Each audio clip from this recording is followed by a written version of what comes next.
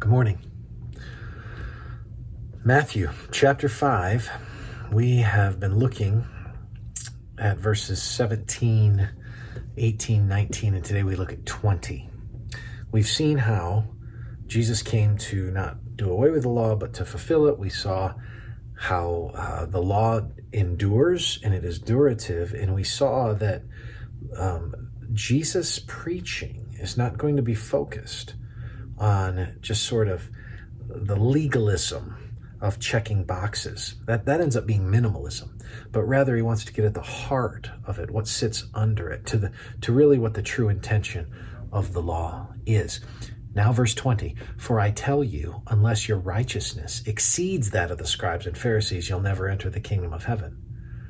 Well, what is a righteousness that exceeds that?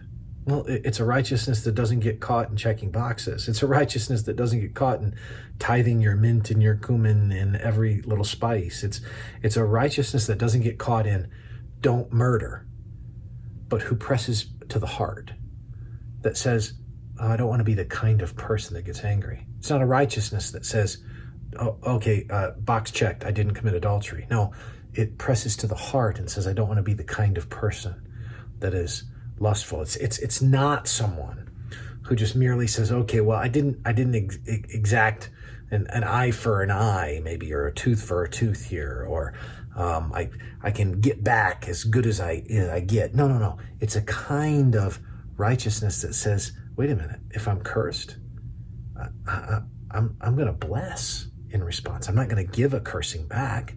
I'm not going to give as good as I get. Instead, I'm going to bless in response.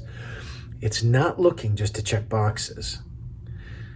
The Pharisees were both checking boxes and they were pressing beyond and adding to and glomming things on top of the law. So how do you get a righteousness that exceeds that? Well, you press into the heart. Jesus came to change hearts. Jesus came to take us deep in that way. See, here's the thing. We sometimes say, well, I just want really deep teaching. But deep teaching isn't supralapsarianism or infralapsarianism.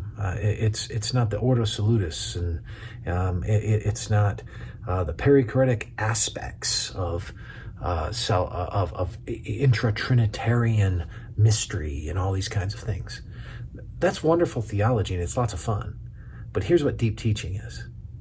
How do I learn to be the kind of person that can bless when I want to curse?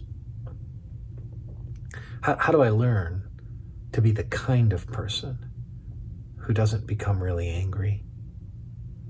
How do I learn to be the kind of person who can lay down selfishness? Now that's deep. Needed.